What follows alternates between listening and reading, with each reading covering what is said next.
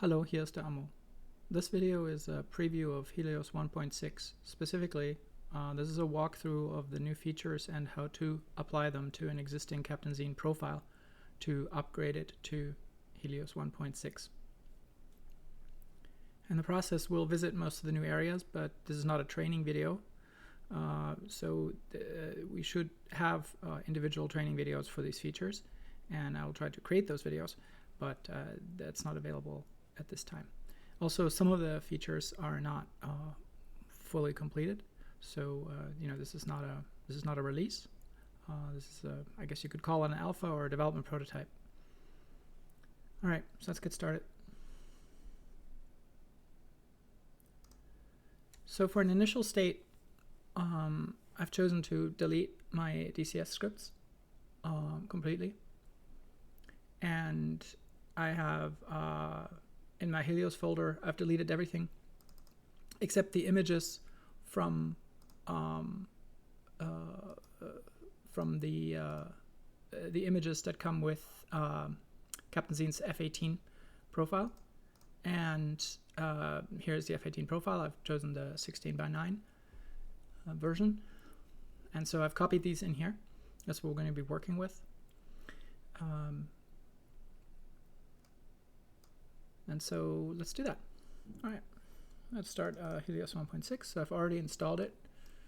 Don't know why it's way over there. That's interesting.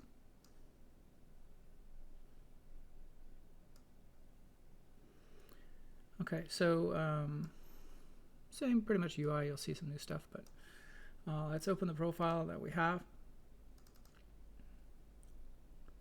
And immediately we'll be greeted by configuration check, which is a new window in Helios that is continuously recalculating the configuration of any interfaces that register with it. What I like to do is I like to tear it off and put it over on the side and just always see it open, and then that way I can know what else I have to get done. All right, so a few things we need to do. It says, all right, we need to tell it where DCS is going to be.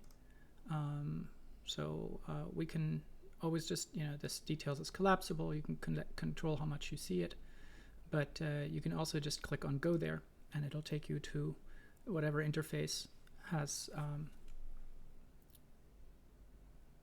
is being status displayed. So here it says we need to have at least one inner DCS location, so I'll do that now. It will try to navigate to auto-update.config.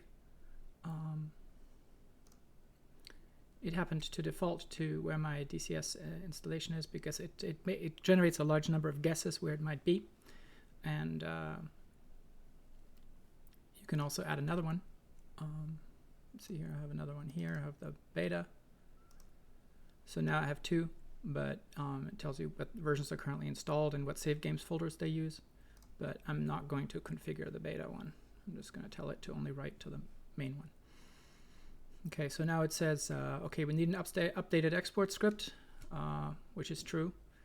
But if we do that, then we know it will generate a Helios export, and that's not what we want, because this is a Capt Zeen F18, which is, as you can tell, really a DCS A10. So instead, we're going to go to Advanced, and this is something that Capt Zeen would do. And go in here and say, well, this is really an FA18C Hornet. You can complete or you can pull down. But and also, it uses a module. What that means is it uses a Capt Zeen module. This configuration element is going to change. I'm going to support different types of modules here, but right now there's just Helios or module, and module means Capt Zeen module. So now we've told the DCS interface that we're not actually going to use the Helios driver. We're going to use a module provided by Capt Zeen, and it will be impersonating the F18. Okay, so now we can, you'll see the status over here has changed. It's now a DCS A10 impersonating an F18 Hornet, but it still hasn't been configured. So let's do that now. So we do setup. So it wrote a bunch of files. If we want to know exactly what the status is, we can do that. We can look at the details. Now, status is now green. It shows you that it created an export stub, and an export script was installed and it's up to date. Everything's cool. All right. So if we try to start now, Control Center would, I guess we can try it. Control Center will not find the module because like I said, this is going to change a little bit. I will provide the capability of attaching the module file here so that it will be automatically installed for you. For now, it will just, if you try to run in Control Center, it will warn you that, sorry, it won't warn you, it will state that it's not responsible for the module and you need to put it there yourself. So we'll do that here in a minute. But let's get on to the new stuff. So let's do some viewports. So obviously this profile has viewports. Requires viewports, for the MFD and the AFA and everything. IFE, I mean. So let's go get them. We're going to use here from the F18 Simulator Viewports collection. We're going to use a left MFCD and put it roughly where we want it. And then obviously we could obsess over that, and hopefully Capt Zeen will do this so that the profile will have already come with correctly lined up rectangles. This viewport has a little flag set right here, which is called requires patches, and that's because its name is FA18C left MFCD, not left MFCD. And so by default, if you try to run this with DCS, it obviously wouldn't work because by default it's just called left MFCD. So let's see what happens to that. So we'll put it here, and now we need to tell Helios that it is responsible for configuring the monitor setup. So the way we do that is we add an interface. So right now we just have Taskmaster, obviously the DCS stuff that it comes with. We're going to add an interface which is called monitor setup. So now we have a new interface in our status list, and it says you've got to do reset monitors or you can't even work with this. And that makes sense. So we will do that. We'll go and perform reset monitors. I'm going to say, okay, I'm going to move 2 to 3. Boop. Okay. So now what it's done, it's tried to guess what we probably want to do with our screens. You can see here the red rectangle, the red square, that's the viewport that we configured. It's right there. And so it figured out that since there's viewports there, probably you want to put your main 3D view on the other 2 screens. This screen on my left is actually my status screen, so I'm going to tell it not to put DCS there. And if you want to, you can instead put the DCS UI there, for example. Okay, so now I have a setup, or you could move it over there. You can't delete the last one. You have to have at least one UI and one airplanes and helicopters view. And so if you want to move it over, you have to click there and then unclick the old one. But I'm going to move it over here so that I can tell it I don't even want to render this screen. Because of how DCS works, we still have to include it in the resolution. You see the bottom part was cut off, but this screen still has to be included because 00 always has to be included. So at least part of the resolution will include all of this. So it's telling us here that in order to support this, DCS has to have at least this resolution. And we're now ready to write a monitor file. I'm gonna go do that, and it doesn't like it. So it's yelling at us. It's saying that we have to add an additional viewports interface. And that's because it says right here, because the viewport FA18C left MFCD requires patches. Okay, so another interface. We will add another interface. And keep in mind, this is not what the end user, this is for a profile developer to do. So, obviously Capt Zeen would have already done that. And so we will add the additional viewports interface. And what that one does is it applies patches to DCS to install all of the extra viewports, the ones that are shown over here. Patches is a plugin to Helios. So if you remove it, if you, for example, for some philosophical reason, don't believe that we should be changing DCS files, you can remove the patches plugin from Helios, and then all of these simulator viewports will go away. The only ones that'll still be there are the built-in ones, which are these. These are the ones that work with unmodified DCS.